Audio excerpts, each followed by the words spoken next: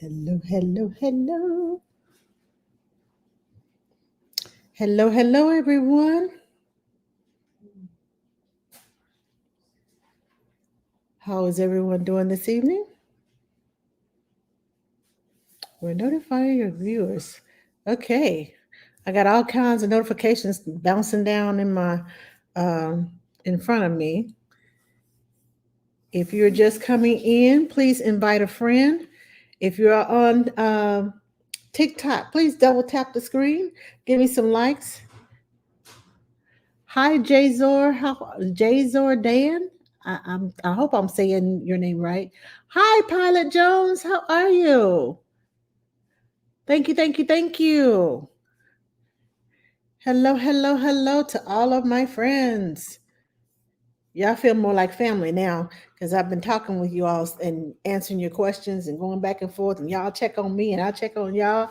So, yeah, I love it. I love it. I love it. Hello, Lexus. Hi, Elma. How are you? While we're waiting on our friends to come in, I'm doing good. How are you? I am awesome.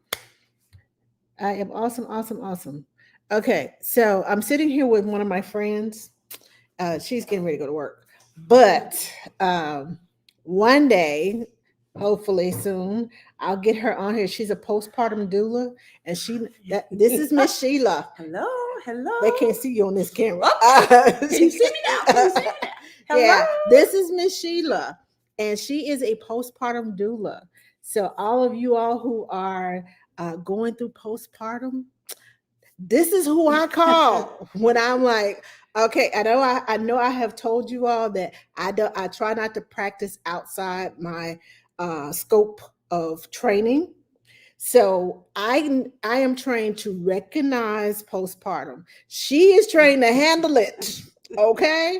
So when y'all tell me y'all ask me questions, I say I'll get back to you. This one right here. I'm like, I need some help. Can you help me with this? So I'm gonna try to get her on. Well, you won't be here next week, will you? No, but I'll be the week after. Okay, so in a couple of weeks, 2 Tuesdays from now, I'm going to see if I can get her on here for a few minutes so she can answer some of you all's questions. And so she can give you all a little advice, get her in practice of being live with an audience. So I'll be sitting here on the sidelines, kind of going like this, like this. So y'all know I'm still here, but I'm going to let her take over the camera for a little while before she goes to work so she can get some practice in. Yes. Yeah. So, nice to meet you all, and I'll be back in 2 weeks. In 2 weeks? 2 weeks. 2 of them. Okay. Thank you, Love Angela. Yes, yes. Thank you all. See, we work together as a team, and we have worked several jobs together.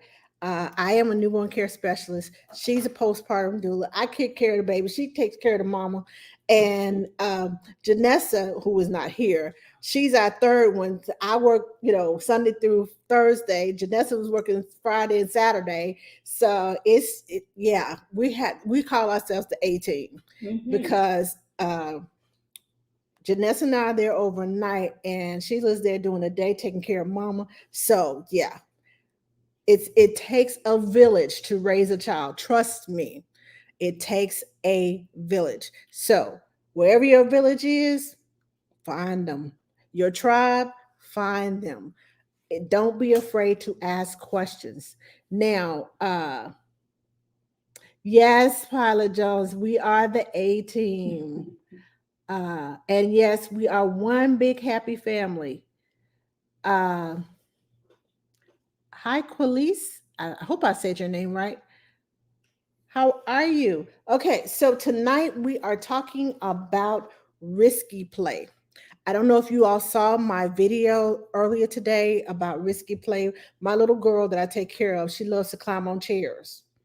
The climbing apparatus at the park is still, the steps are so big that she kind of can't maneuver them, but she likes to climb. And so we got the what is it, the nugget couch. Well, she quickly grew out of the nugget couch. Now she likes to climb, and she likes to climb on the bar stool chairs because it has bars around the bottom. She likes sliding under there and sliding on top. She has flipped over 'em and caused my heart to stop several times, but it's necessary. She likes climbing into her high chair. We got the high chair that has the steps so she can eventually climb up into her high chair by herself. So that was the purpose of us buying the high chair, was so that it can grow with her. Well, she decided after lunch one day that she wanted to just climb on up into the chair. So I let her. Her mom comes in the kitchen and is like, "What are you doing? Why are you letting her climb up?" Why? I said, "It's called risky play. She needs it. She's not being stimulated with what you're doing, that couch that you got her, because it's low to the ground. She needs some stimulation, some risk, a risk factor, so she can, because she holds on to the strap and turns around and waves at me uh, like she's an acrobat. And I'm like, that strap is not that strong. So I am there like the helicopter mom, hovering, like, okay. And you can probably see my hand in the video. Where I'm like, girl, please don't fall. Please don't fall. Because she has fallen, but she has learned how to fall and not hurt herself. That's one of the things of risky play. Hi Rashida, how are you? Hi Kathy, how are you? Hi Charles, Charlie's wife. Hi, thanks for following me. Hello, Kato the gate, Cato the gate. Okay, I'm not gonna. I'm sorry, I'm messing up your name, but welcome. Thank you for joining me. Um, so mom was upset because I'm letting her climb up the high chair, which is the purpose of buying the high chair in the first place. I said, didn't you buy this high chair so she can eventually learn how to climb up into the high chair? Well, that was supposed to be when she was 2 years old. I said, well, she's 10 months and she's ready. So we play on the high chair, and she has straps on her high chair with toys on it. So she'll hold on to the straps and just swing like she's, you know, out here, and swing out that way and turn around and look at me and laugh. And we have music on. And so she's bopping up and down on the music and doing her thing. And then when she gets ready to get down, she just kind of bends her knees and leans back. That is when I step in and say, you need to put your foot down. It's easier to put your foot down. So now she has learned how to put her foot down and hold on, but she puts her foot down and she lets herself down by the strap. So her body is like at an incline. Instead of her putting her foot down and then putting the other one down, she holds onto the strap, puts her body in an incline, and just slides down off the chair. She does it every time. That's her way of compensating of, okay, I don't have to do it your way. I'm going to do it my way. That's her way of finding what her body is capable of doing. That's what you need uh, to do with your children. Hello, Angela the nanny. You had the same name as me. Yay! We're namesakes. Hello from Barbados. Thank you, Rashida, for joining me. Hello, Catherine Grace. How are you? Okay, so hello, Ron Forrester. How are you? Your child needs to be able to climb, to run. Some of the ways that I use risky play and let my kids take risks. I have 2 year olds. We make smoothies. They use the blender. They use it's a kid knife, but I let them chop the vegetables. I let them chop the fruit, and they get good at it. I let them have control over the knife. I'm there supervising them, but I want to be able to be a safety net and not, oh, don't do it that way. Oh, don't catch that. Oh, don't do this. If you're going to nitpick your child, they're never going to learn to be safe, to feel confident. I'm scared of heights. I let my kids do more than I did. because I'm scared of heights. I'm the scaredy cat. So I'm sitting here, and my kids, I have boys, and they need that outlet of running fast and riding a bicycle and jumping out of the swing. And Lord Jesus, please don't let him fall and break his arm or his neck or anything else, because I don't want to end up in the hospital tonight. But I have to let them go. I have to let them be and just stand on the sidelines. Try taking your when I was young, what one thing I did do was we had rain boots. And we have I know in the city y'all don't have ditches. I lived in I should say a rural city, and we had ditches. And if y'all don't know what a crawdad is, it kind of looks like a little miniature uh kind of like a miniature lobster. It has little claws on it. But we used to go to the ditches because we see these big mounds being built in the ditch. And we go and scratch the mounds, and we stick our hands in there. Now, mind you, the ditch had water in it, and the ditch was about, y'all say, a good foot of water in there. And it wasn't rolling water, but it did, when it rained, it kind of moved from side to side. But my parents let us play in the ditch, and get to the crawdads. Crawfish, yeah, crawfish, yeah, that same thing. Uh, uh, Same thing. Oh, I'm from the country. We call them crawdads. So we down south in Arkansas. We call them crawdads. Y'all call them crawfish. Same thing. But yeah, it's like tomato, tomato. Yeah, crawfish, crawdads. So same thing. I stuck my hand down there. Me and my brother, we used to just dig, and we'd find them. And it was like, and they would hang on to each other. Uh, Clayton said the only way for them to learn is to do it. That's right.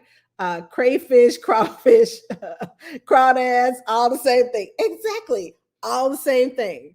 Uh, Crawfish in our ditches in Louisiana growing up. Oh, see, you know exactly what I'm talking about, Angela the nanny. We the same. We the same. Namesake. We the same. Yes. Okay. So the crawfish. Your first time hearing crawdads? Oh my gosh. Okay, Pilot Jones.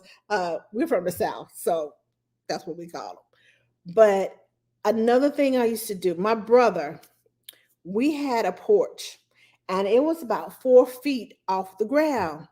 He used to play Superman until the day he rolled and got hurt. He would take a towel and tie it around his neck. That was his cape. And he would run from one end of the porch and go, Superman, and jump off the porch until the day that there was a baseball bat that he forgot to put away, was his landing, and he hurt himself. And that ended up being the last, hey. So Superman died at 5. He did that from the time he was like 3 years old until he was 5. Superman died at 5. He didn't do it no more. But at least he knew his limits. And he would do the Superman, and then he would turn. He add turns and twists and all these things because he was testing the limits. Your children need to test their limits. And my mom, who was a kindergarten teacher, my dad used to let me test the limits because I would work on the car with him. I learned how to change my oil. I learned how to change my spark plugs. I learned how to change the wires. Of course, this is before all computer cars came out. I don't do nothing under the hood now. Just hear me well. Nothing under the hood, because I'm not messing up my computer in my car. But I learned how to change a tire, put gas in my car. I learned how to change the brakes on my car. My dad would allow me to do this. My dad was in construction. His side hustle was remodeling homes. I learned how to lay carpet. I learned how to lay tile. I learned how to lay laminate. I learned how to do sheetrock. And so glad I did, because when we were in military housing, my boys put a hole right under the window, about this big, and they tried to cover it up and made it bigger.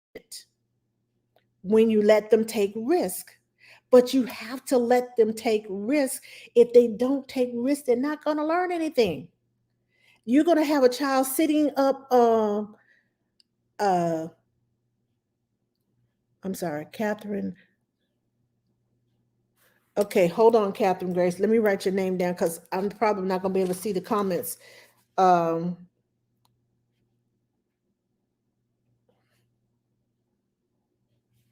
okay. I'm sorry, y'all. If I don't write this down, I know I'm not going to be able to see the comments once I get off the live. Um, but yeah. Hello, Brown Sugar. How are you? Hi, Lisa.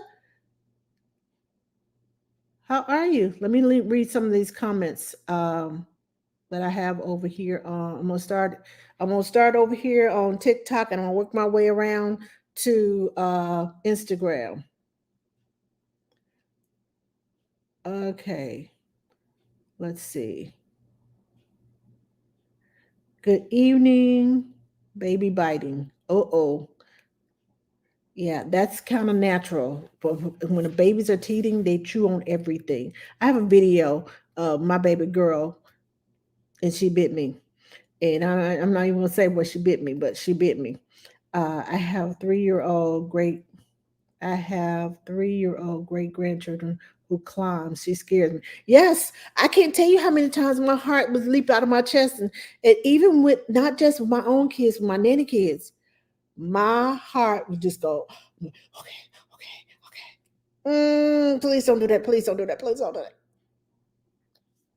I'm telling you, it's so hard to stand back and let them grow and let them climb and adventure and run into the woods. And uh, even though you can see them, you're like, please don't step on something. Please don't do this.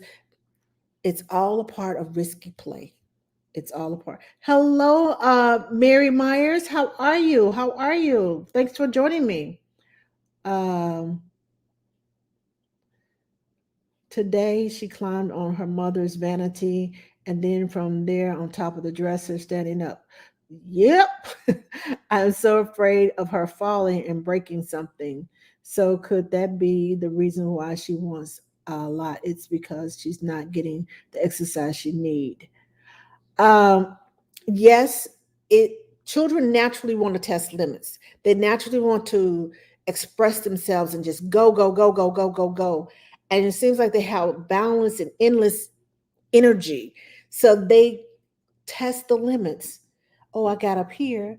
And then when you make it seem like it's a no-no for them to do what they're doing, they do it, they try to sneak and do it. And when they try to sneak and do it, it's when they are looking and they're not paying attention. They're focusing on, I'm going to get in trouble. Let me look out. Let me look out. I'm going to get in trouble. Whereas if you let them do it in under supervision, you're there to catch them. You're there to guide them. If they feel like I got to sneak and do it, that's when they're building confidence and they're building, skills of maneuvering. But sometimes if you bust into the room and say, what are you doing up there? They fall because you frighten them and it becomes a forbidden thing instead of exploring.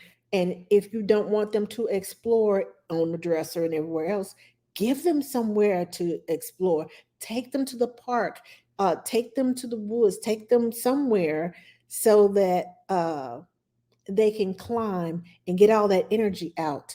Um, there is a park in in the Dallas area. I'm not sure what area, what city. I think it's in Dallas, but it's like a rocket ship that goes straight up, and you have to climb the steps.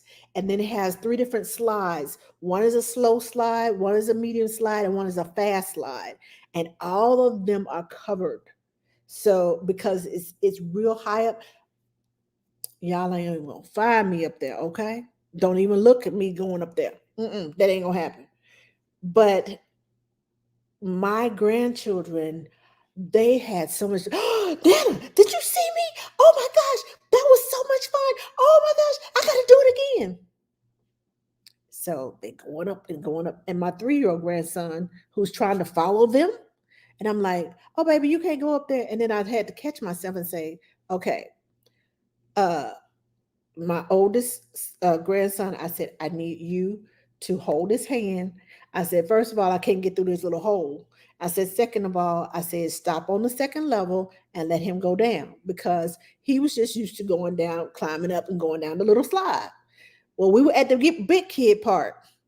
And I was like, Lord, please, please, please don't let this child fall off of here. I have to return him to his mama with something broke. Please, please, please, please, please.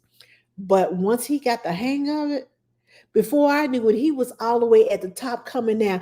Nana, did you see that? I was like, oh Lord Jesus, my 3-year-old went all the way up to the top. And I mean, like, this is like a 2-story building, like a second story. That's how tall this like rocket ship is. But it's a huge inclusive park. And I love the park. And I knew my oldest two would love it because they were like 7, 8 years old. So it was fine for them. But then my 3-year-old, whoo, heartbreak. My heart was breaking every time, should I say, pounding every time he went up there. But I knew if he saw his brothers and sisters doing it, he was going to want to do it. If you notice, uh, for those of you who have more than one child, your second child, I've noticed, I've done a study for my psychology class. Children who have older siblings usually walk faster, they talk faster, and they try new things faster than the first one did because they're trying to keep up. And when they're trying to keep up, it makes it a whole lot scarier for you, but they want to be doing what the big brother, big sister. Now, some things are impossible for them to do. I get that. But some things that they can do, let them do it. Let them try it. If they because um, the only way they're going to learn is to try. If they never try and fail, they won't try again. If they never try, they don't know what they're missing. If they never try, they don't push themselves outside the box, outside the limits. They don't get a sense of determination, a feeling of confidence. I can do this. These things that they learn from risky play now help them later on in life when somebody says, "Oh, you can't do that. Oh, you can't do." They're not gonna let you do that. They're not gonna let you do that. When you have a determined child like I am, now I'm just stubborn. Period. I've had people tell me, "Oh, you can't. Oh, you can't. Oh, you can't," and I'm like, "Oh, you got the wrong one today. Watch me." Okay, so there are benefits of letting your child have that risky play to expand their capabilities, to expand their minds, give them self-determination, give them um, that confidence, self-confidence, and build their self-esteem of what they can and cannot, what they can do, not necessarily what they can't do.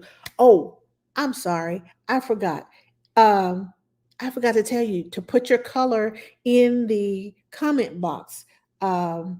If you want to participate in tonight's giveaway, put a color, one of the 8 colors: red, yellow, green, blue, purple, orange, black, I'm forgetting one, brown. Anyway, the 8 colors are in the crayon box, the regular crayon box.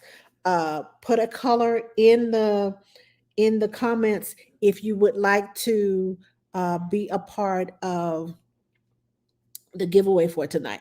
Hello, babysitters of Charlotte. Hi, thank you for joining me. Hi, Irish goodbye. Thank you for joining me. Oh, I do a lot of that Irish goodbye stuff. Oh, yes, Irish and Italian. I'm from the South. I live in Georgia. Ah, yeah, I used to live in Georgia. I used to live in Atlanta area.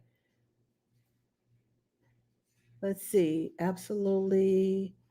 My mother didn't let me start cooking until I was my late teens. Shoot, by the time I was in my late teens, I was cooking dinners, as in 2 or 3 meals. I made my sons get in the kitchen because I knew. See you later. Okay. Have a good night. Thank you. But I let my sons cook. We started out. Now they create recipes. You all see me on Sunday creating recipes, doing say I don't know what this is, but I made it up. They are now creating their own recipes, trying new things because I let them cook. I put them in the kitchen and said, "Look, y'all, don't no woman want you if you can't cook nothing. You need to be able to do more than boil a hot dog." Okay? They cook Thanksgiving dinner, like turkey, dressing. Uh, they have gourmet burgers, not just go grab a hot dog patty and put on. My son cooked for Labor Day a few years ago. He uh, put made some kind of squash. He cut out the center and put this. Uh, I don't know what it was, but it was so good. And put it on the grill. Made the meat, made the beans, made the. I made the peach cobbler, but he cooked. And I was like, when did you learn how to do all this? He said, Mama, you had us in the kitchen every time we turned around.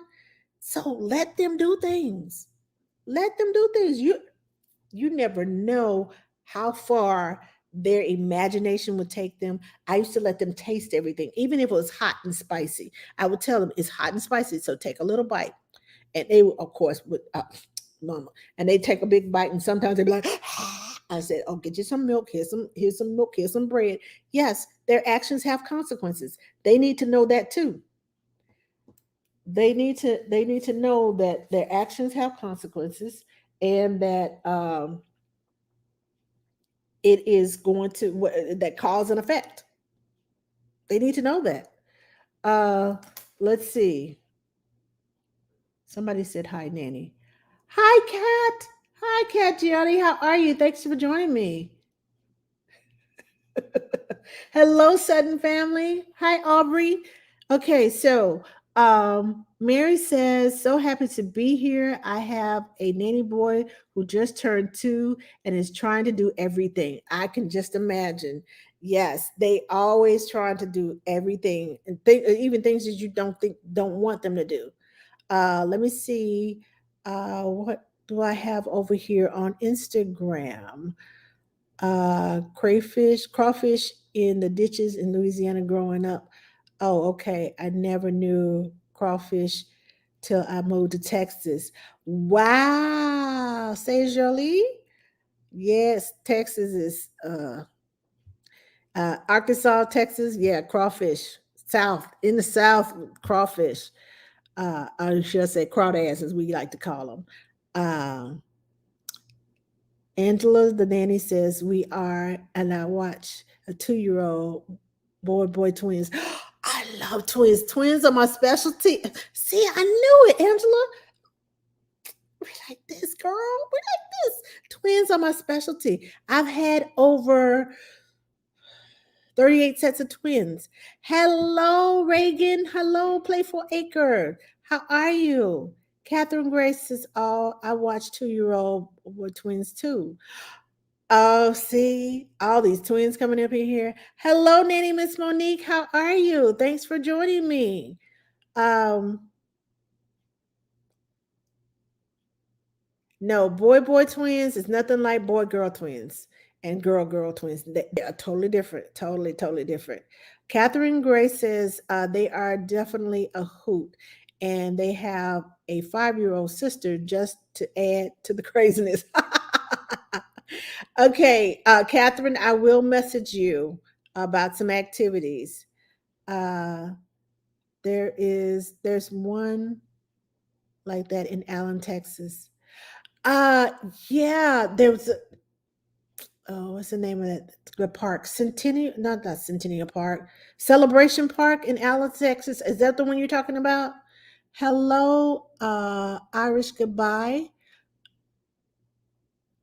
Oh, you're on your 4th set of twins. Awesome. Oh, Pandora says, I love crawfish.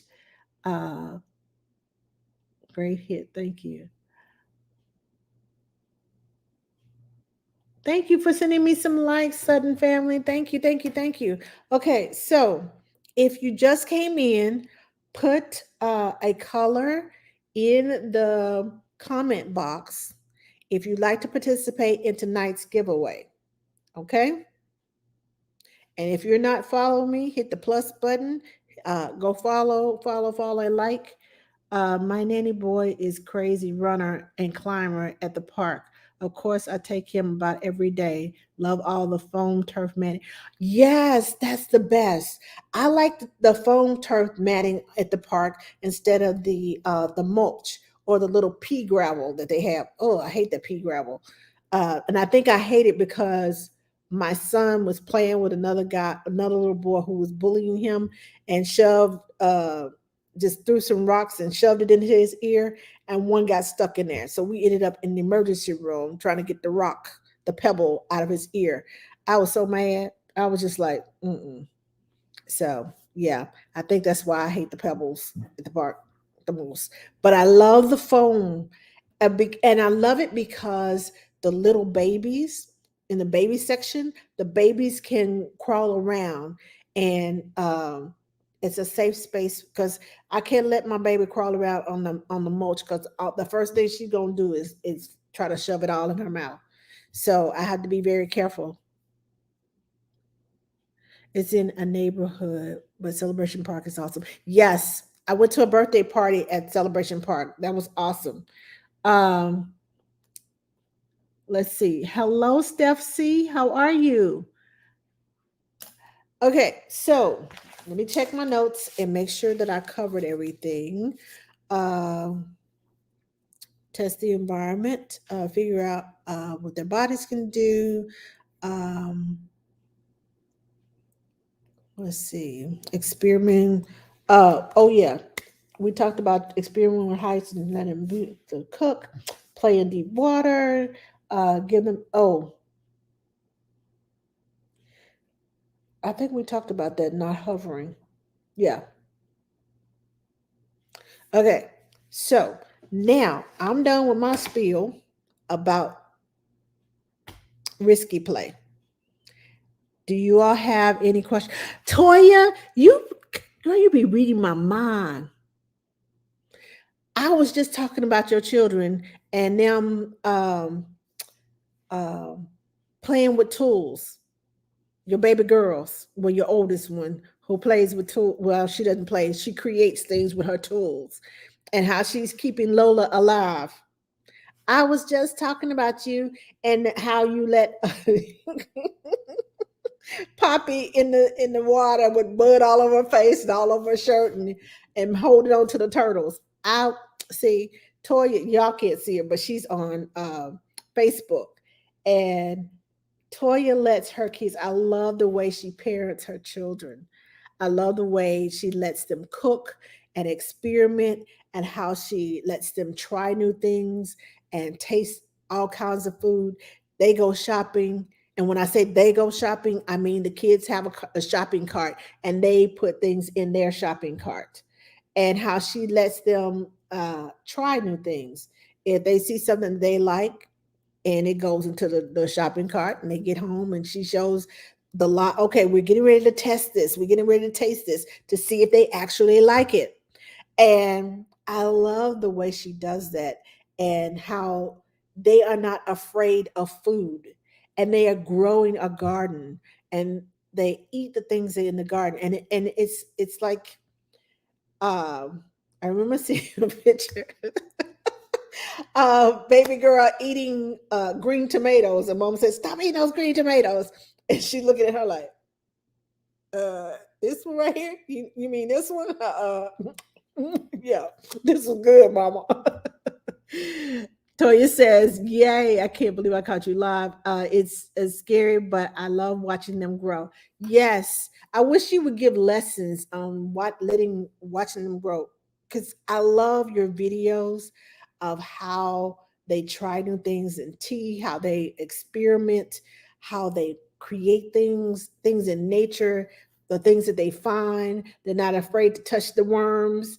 Um, they're not afraid to just be out in nature and play and how you let them out in the rain, in the bathing suits. Put on bathing suits, cute umbrellas, and they're playing in the rain. Hello, it's better than the sprinkler system. It's natural. So exposure is every Toya says exposure is everything. Yes, exposure is everything. I was just telling everyone, Toya, how my baby girl, she's 10 months old now, and she's climbing on chairs. She likes chairs. She wants to climb on the couch. She wants to climb on the love seat. She wants to climb on her high chair, and she wants to climb on the bar stool chairs at the counter in the kitchen. She wants to be on chairs. And even the bar stool chairs, I have to hold the top of the chair because when she pulls, there's a potential of the thing flipping over on her. So I hold the top and kind of guide the chair. I let her push and pull, but I'm holding on to it so it won't fall over. But I give her the freedom to move it the way she wants to move it because that's so important for her to know which way this thing goes, to the left, to the right, how it goes up and down. And the other day she was crawling and she flipped and she landed on her back and she was like, what just happened? I don't run to them and say, oh my gosh, you fell there. Oh no. No, I was like, oh, you fell. And she looks at me and I look at her, are you okay? And she kind of looked at me and she's like, ah. I said, did it scare you? Was that a scary experience? And she crawls over to me, holds her arms up, and I pick her up. I said, okay. I said, hugs and kisses, and I put her back down. She just needs to know that she's okay. I put her back down and she goes right back to it because I'm there as a safety net and not as a don't do this, don't do that. You can't do this, you can't do that. So be that safety net for your kids, whether you're nanny, mom, dad, grandma, grandpa, aunt, uncle, brother, friend, whatever the case may be. Linda says, when I was a TA in public kindergarten, a teacher's assistant in public kindergarten, one of our students got a pencil eraser broken off deep in her ear. Oh my goodness. Okay. That is, mm, to me, scary. Um, Hi, Leanne. Thank you for joining me. Toya says, whenever my girls try something new and scary, I help them along. I also remind them I'm here to help.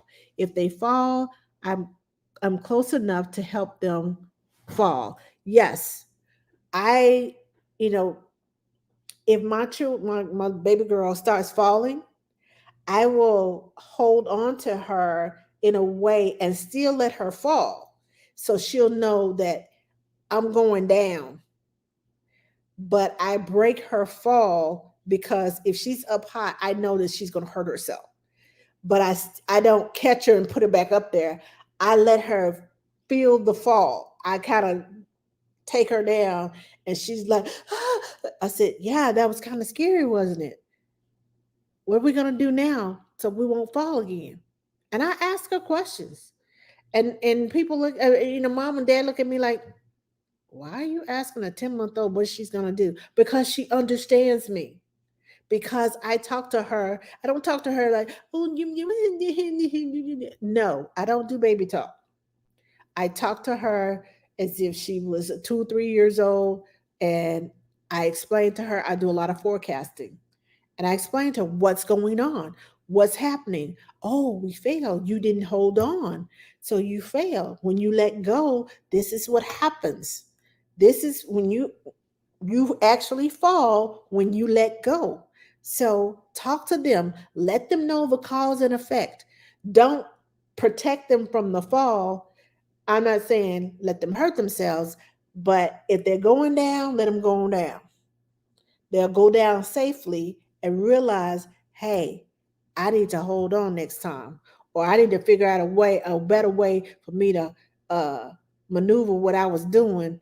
Let me try it again. And it encourages them to try again. Mary says, I love how you said being a safety net. Going to remember that. Perfectly said. Thank you, thank you, thank you, Mary. Um, hello, is it Mealing? Savvy J says, any advice for separation anxiety? He screams when anyone besides me holds him. That's going to take practice. Separation anxiety is a part of development, and it's going to take practice, knowing that he is in safe arms, knowing that he's in a safe place, because you're going to need somebody other than you to be able to hold your child. I go through that. I'm going through that now with my 10-month old. Um, she wants mama. And it just depends on the time of day. And when she's real tired, she's very clingy to mommy. When she hasn't seen mommy for a long while because mom works from home, then she's very clingy. But if we come into the kitchen, mom, and she wants mom, I let her have mom. And then I say, okay, it's time to go eat. So I'll take her, and she's, whines and cries. I turn on the music. Music changes a lot of attitudes. I love using music to change the atmosphere, to change the environment, to change uh, the mood in the room. I'll turn on the music and she starts smiling. Five Little Monkeys works every time for her. I turn on the Five Little Monkeys. She starts bouncing and singing, and I start getting animated with her to distract her. Mama is still in the room. We still eat. But she calms down. So it's going to take practice, and it took practice to get her to that point. And it took consistency, and it took a whole lot of patience and working out. Okay, if she sees you, you hold her. We work, okay, and we work through it. I'll grab the music, I'll turn the music on, give you some time of bonding and letting her calm down, and then we move on. I don't go and snatch her from mom's arms and say, okay, it's time to eat. And mom is comforting her. That's not teaching her how to self soothe, how to be comfortable with someone else holding her, even though mommy is in the room. We have a plan, we worked it out, and it works for us. So you're going to have patience, practice, consistency. Let your baby know it's okay to go with Uncle Johnny, or let your baby know Aunt Susie, or even daddy. Because right now, mama takes precedence over daddy. Now, if mama's not at home, then okay, well, all right, hi daddy. Uh, she recognizes her daddy. She's happy to see him, but she doesn't go crazy like she does with mama. But mama breastfed her, and breastfed babies have that bond. Even if they're not breastfed, it's just something about the bond and with mama, and it makes a difference. But if you all work together and you all practice, I can't say this enough, practice and consistency and work together and be patient, because babies don't work on the same level of, okay, I'm over it, as we do. They don't get over it as much as like we do. Okay. Baby girl had her first injury from a fall, bump on the head. I think I was more traumatized. I feel you. I feel you. I think I was more traumatized. But how do you know a normal bump to a trip to the ER bump on the head? Okay, so a normal bump, it may be a little raised or a little bruised there, and you put the ice on it, and it kind of get you some boo boo buddies. Always have a boo boo buddy. Uh, I think I have a boo boo buddy. Hold on. Let me grab. You, let me show you all what I'm talking about when I say boo boo buddies. Um, okay. These are my boo boo buddies. They make some with the little fuzzy on the outside. Um, but this is my boo boo buddy. It's squishy. I don't know if you. Let me turn it this way. It's squishy. and you just put it on their head. Now, if you're gonna put it on there, most babies do not like cold on their head. I kind of go like this and take it off, kind of make a game, and put it like on there and take it off, and then I'm dancing around and I'm like this, and I go back and forth so that they can get the coolness on their head, so it won't swell so much. Now, if it's not swelling or anything, and it's just a little bruise on there, that's one thing. But if you got a big goose egg coming out of there, and I mean, like, no, that's a fall that needs to go to the emergency room. If they fall and 2 seconds later they're okay, and but I don't care if they seem okay. I still put the boo boo buddy on there because I want to make sure that I have done proper first aid for the baby. So the ER bumps are the ones where you get the huge goose egg where it's kind of not just kind of raised up, but it's like sticking out there like a big knot. You definitely want to take them to the ER for that. Um, I had a child that is called nurse's elbow. Um,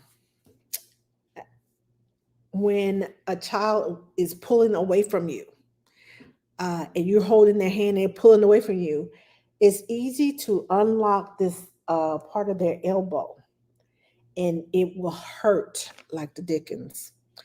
It happened to me twice with the same child. Um, the first time he was running around the table and he started falling and he tried to grab the tablecloth, but there was a vase on the tablecloth, and I pulled the tablecloth back because I didn't want the vase of flowers to fall on his head. I'm on the opposite side of the table, can't get around it to him, so my reaction was to pull the tablecloth back. He's trying to stand up, and about 5 minutes later, he just started crying, and I noticed he was holding on to his arm and he wouldn't move it. So I was like, and he didn't want to take his nap. Now something is wrong. Something is wrong. So uh, mom and I took him to the doctor, and she said it's nurse elbow.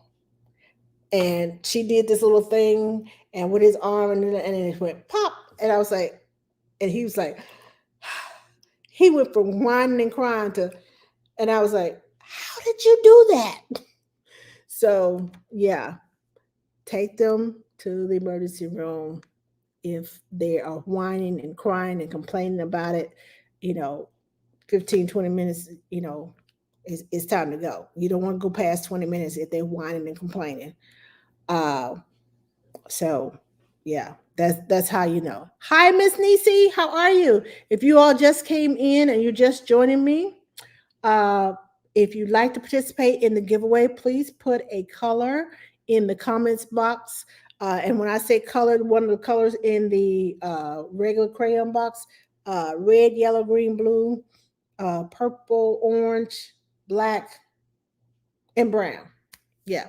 Please put a color in the uh, in the comments. Miss Nisi won a couple of weeks ago, and Paula Jones and Kat has won twice, I think. So put a color in the comment box um, for if you want to participate in the giveaway. Okay, so Toya says, I find that helping kids while trying new things keep the lines of communication open. So if they feel uneasy, they'll ask for help. Yes, yes, yes. I like that, Toya. For separation anxiety, it's best not to hand off the child when parent is leaving. The handoff to the caregiver is sometimes a reminder that mom and dad is leaving, and that can be traumatic. Yes. Oh my gosh. I can't tell you how many times I've walked in the door and mom's like, okay, here you go, bye. And the child is like, no! And it takes 30 minutes to get the child calm and get them back in. Or it's like, okay, at this point, you're offering candy, cookies, jello, whatever you what can I do to get you? And they're like, and I'm like, oh Lord Jesus. Especially when you have an older child. Babies can sometimes be easier, but when they get to that 2.5, 3 year old, oh my gosh, they can drag it out for hours. So know the temperament of your child, know what works, have a plan in place.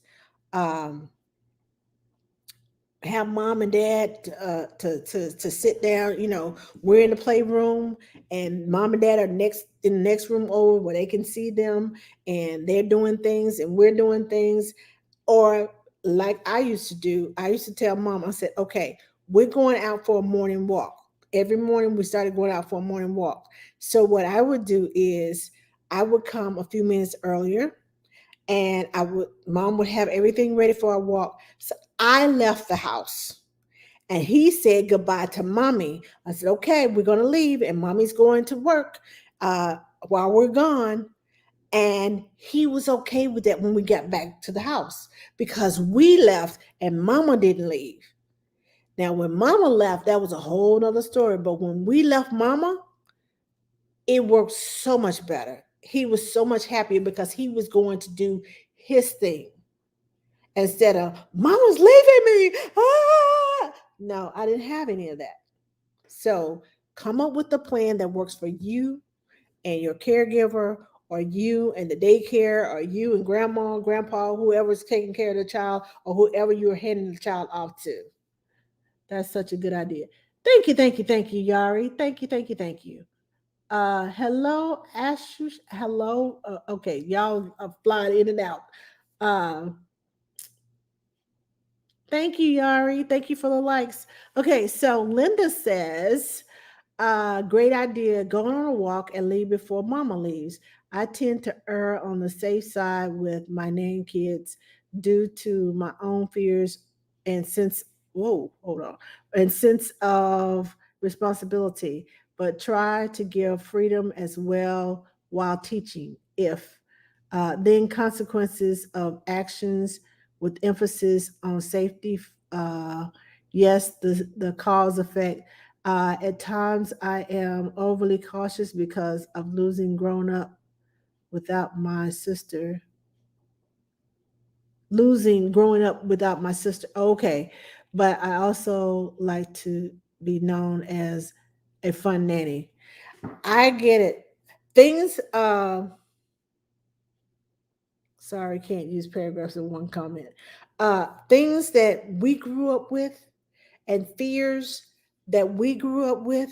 And I noticed this even with myself, the things that my mom and dad instilled within me, I end up, those fears that I have that were embedded in me, I try my best not to, but sometimes it just happens. I speak those things over my children, or I I'm afraid of lizards and snakes. And when I see them, I'm like, ooh. And my grandkids picked up on, Nana, why are you scared of that? It's not going to bite you. It's not going to. And I'm thinking to myself, you're right. I shouldn't force my fears or show my fears of things, because it's my fear. It's not your fear. And I don't want to force my fear on my grandkids or my nanny kids, or my preference of food. I don't like that, and I don't eat it. But the nanny kids may eat it. They may like it. So I'm not. I try not to, and it's hard sometimes not to force and sometimes you're not forcing it on there. Sometimes you just don't let them do things, or you become afraid of them doing things because of things that happen in your childhood, things that happened to you or someone that was close to you. So and so did this and this happened, so I'm not going to let my kids do that. I'm not going to let my nanny kids do this. And it it's in the back of your head, and sometimes you don't even realize you're doing it until you do it. Because I didn't realize I was going, ugh, ugh, ugh. My granddaughter said, Nana, well, wow, what's wrong with you? What, what's going on? Why you hate that?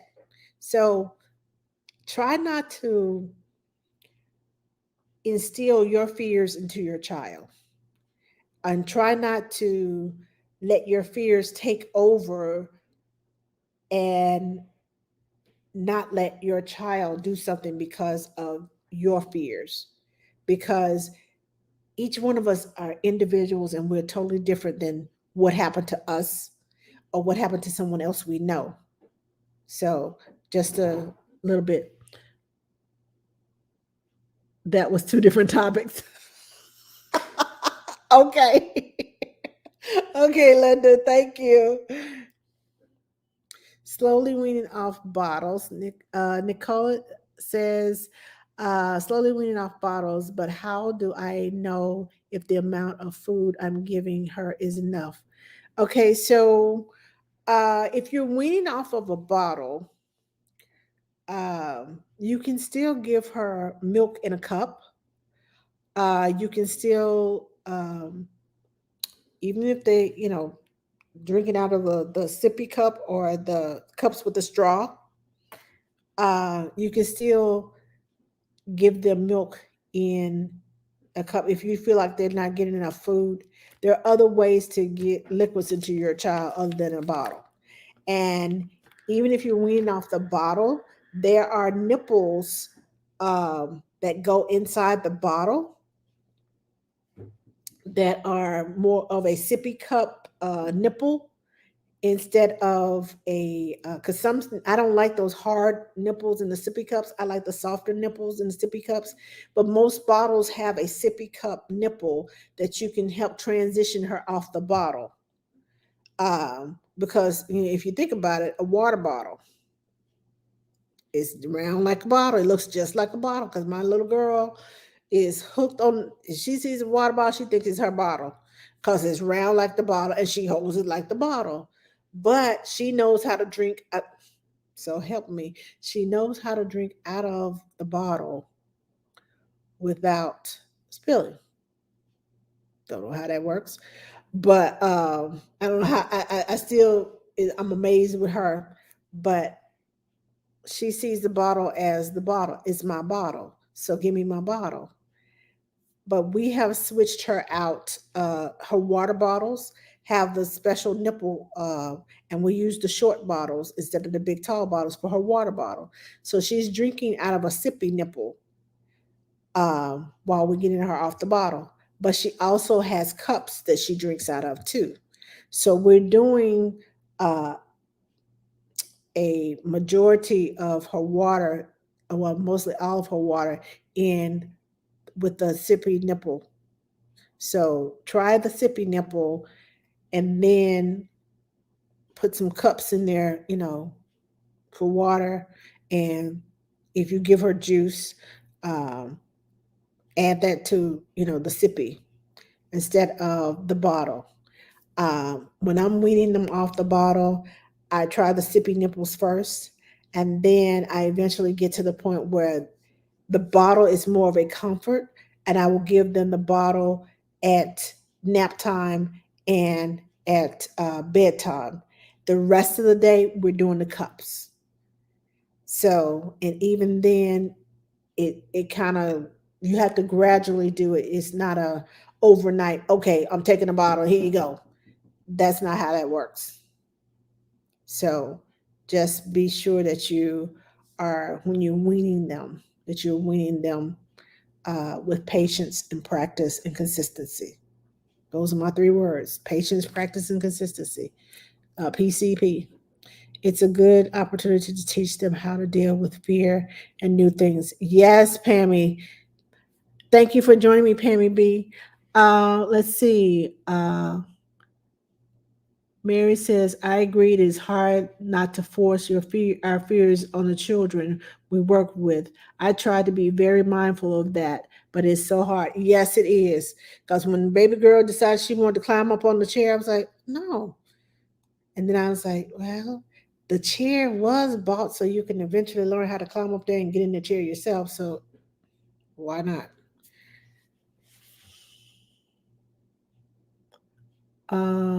That's such a good idea. Sudden Family says, at what age do you start that transition? I like to start the transition of the bottles. I like transition them to the cup. As soon as they can hold their bottles by themselves, I start transitioning to the cup. I and please don't go buy 50 of one cup because your child may not like the cup that you choose. You know how you have your favorite things to drink out of, to eat out of, your favorite, pillow that you sleep with. Your child will have favorites too. So um, be cautious. I would buy, one. Make sure, we like to drink out of that cup, and it takes more than one time for them to try to drink out of a cup to say whether they like it or not. So, but don't try to go buy 50 of one cup. Hello, Melissa Morrow. Thank you. Thank you for joining me. But I like to start transitioning to the cup around 4 to 6 months because I try to have my babies holding their bottles around 4 months. Between 4 to 6 months, I teach them how to hold their bottles, and once they learn how to hold their bottles, I start transitioning to the cup. And so by the time they're a year old, bottles are out the door. And I do that because I had a home daycare for 10 years, and the rule was by the time they get to be a year old, no more bottles. So they had to drink out of a cup. So in order for me to get to that point at a year, I had to start back over here, way back at 4 to 5 months, so that we by the time we got to a year old, we had transitioned to that. Someone told me they give their 9 month old apple juice. Is that okay or too early? There are different uh, theories about juice. Yes, juice has a lot of sugar. Um, I did give my babies juice, my own personal baby's juice, but when I gave them juice, it was 3 parts water and 1 part juice. So basically, it was a little flavor in the water. Uh, and apple juice, well, with my kids, the juice tend to give them diarrhea. If I gave it to them straight, it tended to give them diarrhea. So that was one of the reasons why I gave them water with the juice. Um, Hang on. Yari says someone told. Okay, I have an 8 month old.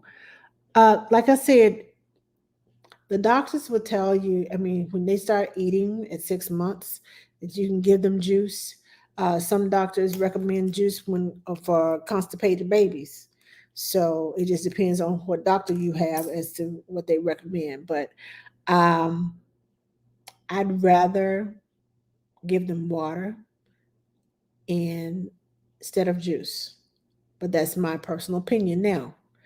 When I first became a mom, it was totally different. That was 35, 6 years ago. Yeah, about 35 years ago. So, whoops. So, my opinion then as a young mom, and my opinion now as a trained, educated mom, yeah, totally different. Because I see the value and I have learned better, so I do better. I'll put it like that. What about 6 months transition to purees? Should I introduce bottles now or not at all? Wait a minute. 6 months transitioning to purees. Should I? Oh, so you strictly breastfeed? Okay. Yes. Um, she's never taken a pacifier or a bottle. Yes, I will introduce um, at 6 months. So she's probably not going to hold the cup or a bottle because she's never been introduced to one. Um, that's kind of a. Hmm. I would introduce her to a bottle so you can get her on a cup soon because it'd be by the time she gets to a year old, gets older, it may be more important to you to have her on a cup instead of on the boob all the time. So yes, I would if she'll take it, but again, patience, practice, and consistency. That's what it's going to take with raising children. Patience, practice, and consistency. You have to be consistent. If you're going to start something, be determined to see it through. It may not work the first 50 times, but keep practicing, keep letting them hold on to it, keep letting them chew on the nipple, let them, get the feel of it. Sometimes when I'm introducing the bottle to a baby, um, I kind of squeeze the nipple so they'll know milk is coming out of here. Something familiar that I'm familiar with is coming out of here to kind of help them to, suckle. And sometimes it works. Sometimes it takes 10, 15 times to get it to work. They're determined, I'm not going to take this bottle. You can't make me. So I'm determined, okay, we're going to continue practice. We're going to continue with consistency and we're going to work this out. So it just depends on how determined you are and how determined they are. All right. Let's see. How do you know how much to give in a bottle when baby's strictly breastfed? Um, that's a good question. When my babies are strictly breastfed, um, it's hard to know what to give them in a bottle. So what I do is it depends on their age. Um, because at a certain age, they should be drinking so much milk times their weight. What? So I'll calculate them. So baby is 10 pounds and she should be drinking 25 ounces a day. And if she's drinking 25 ounces a day, let me break that down over how many times that she eats. So she needs to have at least 4.5 to 5 ounces. If we're going to get to uh, that 5 times a day, she eats 5 times a day. So yeah, she needs to go have about 5 ounces in each setting. And if the baby seems like they want more, then I would give them more, but only an ounce at a time because some baby that your baby needs to feel that feeling of full, or else they would just keep drinking, and then all of a sudden everything comes back up. So uh, give it slowly and let them, give them a few minutes in between. But if they're sitting there like, what? You didn't give me enough. Have some more ready. But like I said, an ounce at a time until they settle down and kind of act like they're full. Let's see. That's great advice. She's a chunk, 18.5 pounds. Woo! Uh, I just need someone else to be able to put her down other than me. Yes. Um, if she's strictly breastfed, then she smells your milk. She knows you. That's that special bond. I know Mama's gonna feed me, and I know I'm gonna get that skin to skin contact, and I know I'm gonna get that hug and snuggle and all that oxytocin and all that other stuff, and just all the ooey gooeys are passing back and forth. I don't have the ooey gooeys with you. You don't. I don't need you. You better go somewhere. You ain't my mama. You ain't. You don't have the ooey gooeys that me and Mama have. Yeah, she needs to establish a relationship with someone other than you and your boo, so that someone else can put her down, like you said, other than you. Let's see. Uh, do I have any more questions over here? All right. How old will baby girl be when you retire as her daddy? That will be such an emotional, amazing milestone for you. I'm trying to retire right now, y'all. No, seriously though. I don't know because my contract ends in December, the 2nd of December, because I've been with her since uh well, not the second. She came home on the 4th. So my contract ends on the 4th. I had a 1 year contract. So we shall see. Oh, excuse me. Okay. Last question. Hello, Andrea Sunshine. Thanks for joining me. Hi, Dad's Adventures. Thanks for joining me. I want to do it forever. I love it so much. But yes, I know. Yeah, it's hard. Hi, Tyra. Thanks for joining me. Okay, so now I'm gonna go last last chance to put a color into the comments box if you want to participate in tonight's uh, giveaway. Last chance, last chance. I'm going to do a countdown because I know it takes a good 10, 15 seconds for you to type it in and for it to show up on the screen. Okay. So, all right. 10, 9, 8, 7, 6, 5, 4, 3, 2, and 1. Okay. I'm going from the bottom up. Let's see who. Let me look over here. Your post today helped me. 4-month baby is reflux, so we're eating slow and trying different positions. You got this. You got this. Thank you, Andrea Sunshine. If you're reading my posts, if you're watching my videos, then you got it. Try new positions. Hold the baby up 15 to 30 minutes after you feed them. Make sure you burp them after an ounce. I know it's tedious, but make sure you burp them because trapped air does not help your baby. Let's see.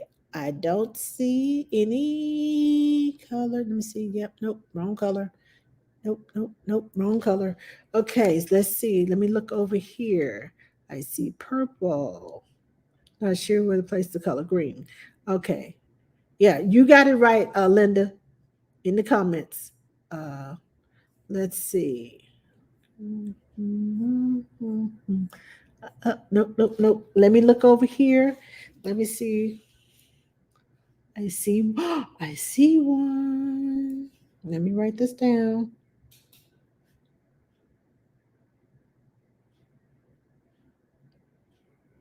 I see one. I see two.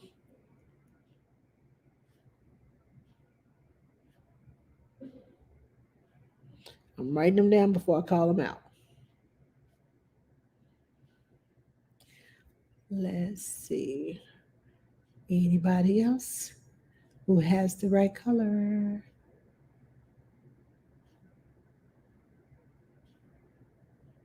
Nope. Nope. Nope. Nope. And nope. Okay. We have two winners, ladies and gentlemen. Okay, congratulations to Yari 1985 and Sudden Family TV. They got the right color. The color tonight was blue. I wrote this down on my piece of paper before I came on. I always write it down because I want to be fair. But the color for tonight was blue. And Yari 1985 and Sudden Family TV. One, please contact me. Send me a DM so I can get you your prize that you won for tonight. Okay. Now, I am getting ready to go because I had a rough night. For some reason, when I take care of babies, I always hear phantom cries sometimes. Last night, I was hearing phantom cries in my sleep. Uh, But I checked mom and dad, the baby, she said, the baby slept 8 hours last night straight all the way through. I'm like, oh, well, I don't know who baby I was hearing crying, but somebody's baby was crying in my sleep. Uh, I was burping her after 2 ounces. Okay. Uh, but make sure you burp her and look for Andrea Sunshine. If you're not follow me on TikTok, follow me on TikTok because some of the videos that I have on Instagram are not the same videos that I have on TikTok. So follow me at AT Nanny on TikTok because I have some videos on there about burping, about reflux, about paste feeding. Paste feeding will help your baby too. Um, so uh, check those out. Check those videos out, and they'll give you some ideas about uh, how to help your baby with the reflux. Okay, let me see. All right. Thank you, Mary. Sweet dreams to you too. I will see you all on same time, same place next week. Okay, so before you all leave, can you all send me some likes?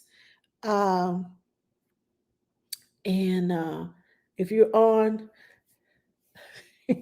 yay, Sutton family. I see your blue hearts over here. I see you. Can you all send me some likes on Instagram and on Facebook and on YouTube? Like and comment, and on TikTok, double tap the screen. Thank you, thank you, thank you. Means a lot to me. Okay, so thank you, Kiki Shell. I'm so glad you like my page. Thank you, thank you, thank you. Um, I will see you all next week on Tuesday. I haven't decided what we're going to talk about next Tuesday, but by Tuesday I will know. And remember, for those of you who weren't here at the beginning, my friend Sheila, who is a postpartum doula, I have her on speed dial. She is actually here um, in the Austin area working because she lives up in Dallas, which is like a 3 hour drive. But she travels.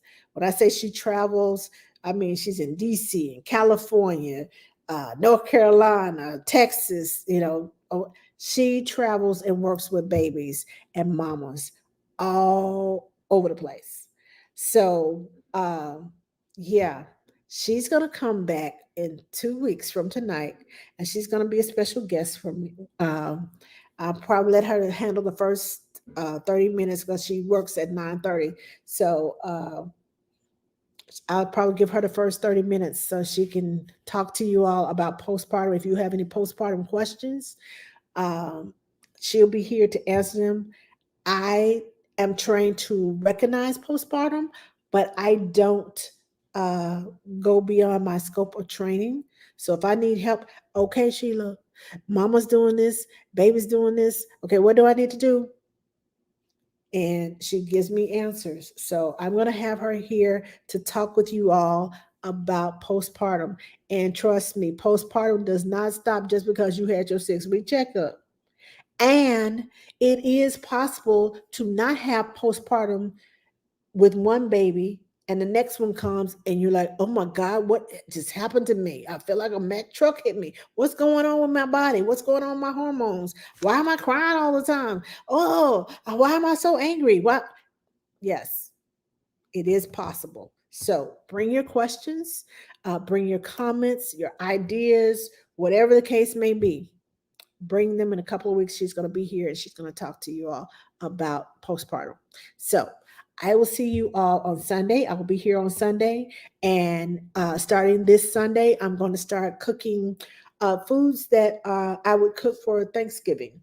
So if you want the recipes, you want to see how I make it live, join me on Sundays at 3 p.m. Central Standard Time on YouTube, Instagram, Facebook, and TikTok. I know that's football time, but yeah. So if you want to join me, join me. Hello, Cookie O Snacks. That sounds like an Oreo cookie. I love me some Oreo cookies. Now you made me want an Oreo cookie. Okay. So thank you, thank you, thank you. And I will see you all. Please don't ever retire from TikTok. You helped me so much. I'm trying not I will try not to retire from TikTok. I will try not to retire from social media. Okay. I just got to keep learning so I can keep up. So I will see you all next week. Some of you on Sunday, some of you on Tuesday, but we'll be here next week, same time, same place. You all have a great week. And don't forget the 16th, I'm going to celebrate on the 15th. The 16th is National Bosses Day. So if you like your boss, even sometimes if you don't, um, recognize your boss. We have National Nanny Recognition Week, and my bosses were awesome. They gave me my favorites. They listened to me. They actually listened to me and know what I like, and they gave me my favorites. So on Friday, I'm going to celebrate them. They don't know it yet, but I'm going to celebrate. Oh, I forgot. They may be watching. Let me hush. Anyway, I'll see y'all next week. Y'all have a great week and enjoy.